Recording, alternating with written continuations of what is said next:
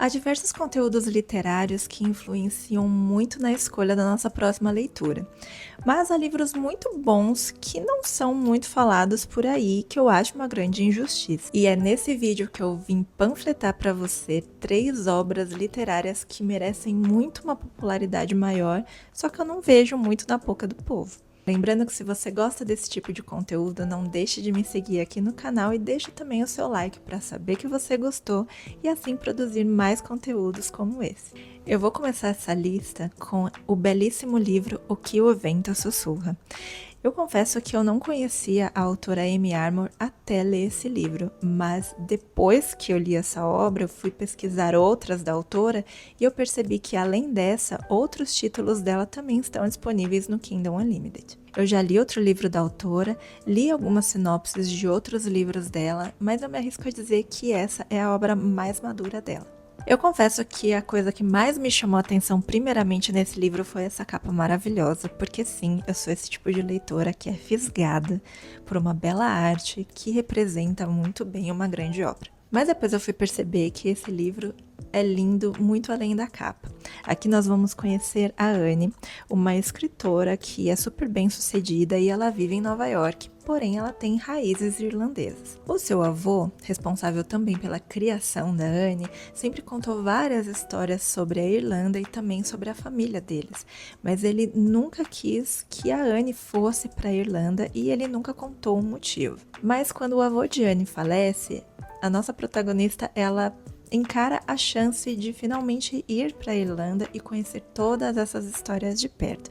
E é exatamente nesse ponto da história que nós somos arremessados para a temática de viagem no tempo, com os adicionais de romance e também história de guerra. Eu te contando assim, de maneira meio largada sobre viagem no tempo, parece até que é uma história meio boba, mas acredite, de boba essa história não tem absolutamente nada. Eu me senti completamente envolvida por essa história, até mesmo porque a autora inclui muitos acontecimentos reais daquela época de 1920 na história. E eu não posso nem me aprofundar muito nessa sinopse, justamente para que você não perca as grandiosas surpresas que você vai encontrar no decorrer da sua leitura deste livro.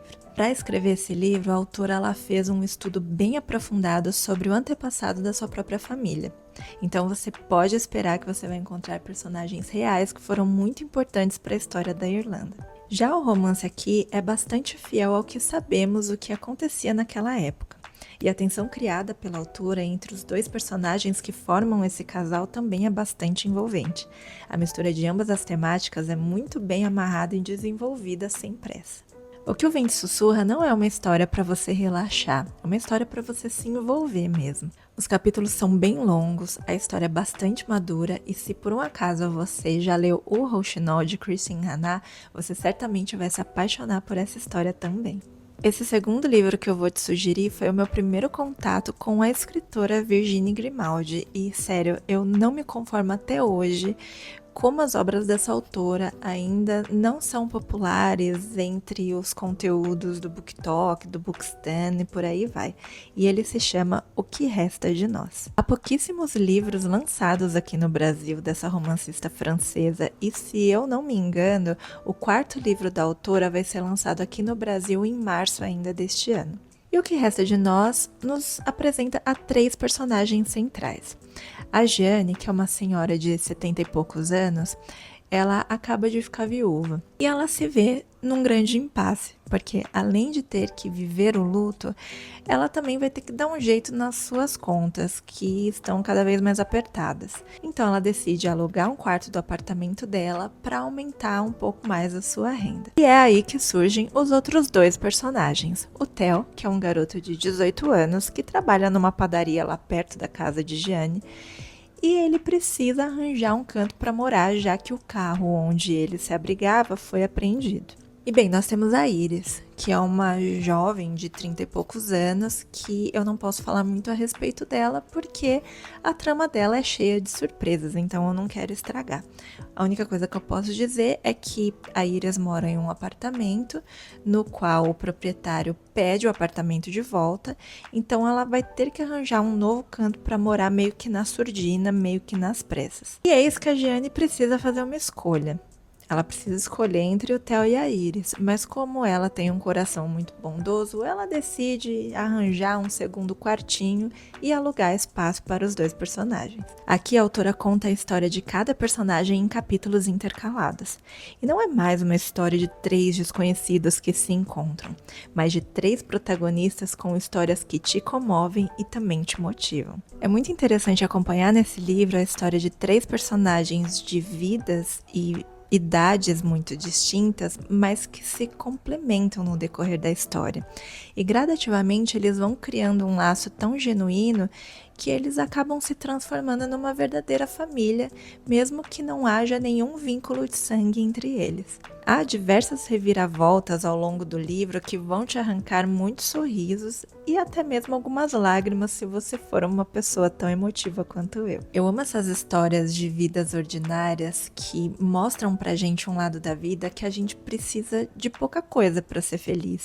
Principalmente se em nossa vida existe sinceridade, amizade e principalmente simplicidade, que nos mostra que há coisas muito bonitas na simplicidade do dia a dia, é só a gente se permitir enxergar tudo isso. O que resta de nós é um livro para todas as idades. A minha mãe mesma adorou essa história e ela ficou tão cativada com a escrita da autora assim como eu. Eu acredito que este livro não é uma obra que vá agradar a todos, mas se você é fã da série White Lotus, você certamente vai gostar de ler O Hotel Portofino de J.P. O'Connell. Vamos dizer que Hotel Portofino é um White Lotus de época, vai? Essa história se passa também em 1920, lá na Riviera Italiana, quando a Bella, a proprietária deste hotel, ela mal abre as portas da sua inauguração e já se depara com um monte de problemas que vão muito além de hóspedes insuportáveis. Aqui a protagonista vai ter que lidar não só com o político corrupto da região para manter o seu hotel aberto, como também vai se encontrar sem querer em meio aos acontecimentos políticos do país liderados por Mussolini. Essa história contém muitos personagens e muitos deles são bastante problemáticos. Os filhos da Bella, por exemplo, sofrem de traumas que a guerra causou a eles de diferentes maneiras. Há ainda funcionários do hotel que protagonizam situações bastante envolventes e também o marido de Bella, que é um verdadeiro encostado, e eu me arrisco a dizer que ele é um dos principais problemas da nossa protagonista aqui. É um livro muito bom também para conhecer mais e também se revoltar ainda mais com o comportamento da sociedade daquela época, que era completamente nocivo, elitista e preconceituoso. E o Hotel Portofino ganhou uma adaptação para audiovisual em formato de minissérie que está disponível no Globoplay. Se você gostou dessas obras e quer saber um pouco mais sobre elas, você pode procurar por as resenhas individuais de cada um desses livros no meu blog phdemseilaoque.com e também nas minhas redes sociais phdemseilaoque. A gente se vê no próximo vídeo. Beijos e até lá!